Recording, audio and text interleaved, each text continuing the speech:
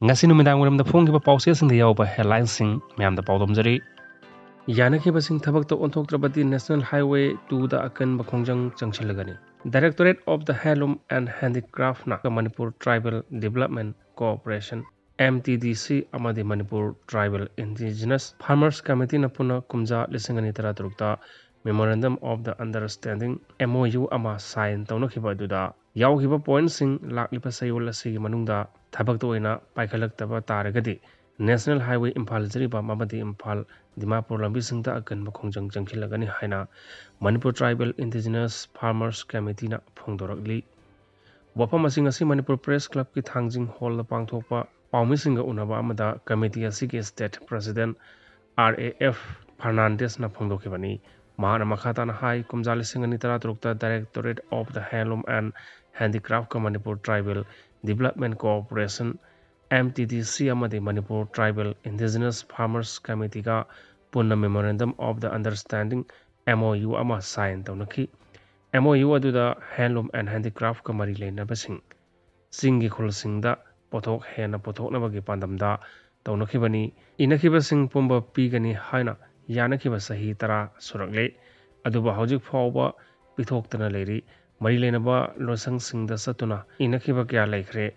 aduba hojik fawba pithokpagi mami tadre maramasina MOU da yaukhiba sing sayol asigi manungda thabak oina onthoktraba tarabadi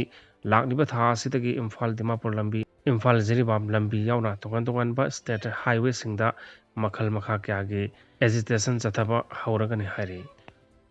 Thiba khangdana lakpa Angang ahum combined force na kan mangamkre Chandel district ki sakpi karong ringphai khulda leiba Oriental hostel lagi thokibadagi Thiba khangdana leirakhiba nupa macha ahum Chandel police Assam rifles samadi BSF ki apunba team amana tekta kaidana kan mangamkre police lagi phangba pawgi matung inadi tha asigi kunmanga gi numidang weram pung manga rom tabada angang singasi mangkhre haiba paw phangbadagi sakpi karongki OC Joy Martin nalusingba team amana numit adumaktagi khongul liduna laki Chandel gi SP Dharmendra Tayagi mining makha da khunja sing BSF amadi AR yauna combing operation chathabada ngarang numidang pung mapan makhai taram daida angang sing asi ringphai khulgi umangda leramba thengnaki adumakpo angang ahum adugi manungda angang ani phangba ngamlaga amana nanthokutuna chenkibadagi ngasi ayuk anganwada sakpi turel torpandagi phangmangam kibani hairi angang sing adu sakpi karong police na laukhatuna PIC sakpi karongda medical checkup tawraba matungda mari lenaba singda kosinnakhre hairi ZUF amadi NSCN IM anigi marakta nomai kapnabagi thodokta NSCN IM gi mioi mari aswapan nangkhre hari ngasi ayuk pung 10 rom taba matamda NSCN IM amadi Zaliang Rong United Front ZUF ki lanmi singgi marakta nomai kapnakhre hari thodok asigi matangda paw se sinapang paw gi matung inadi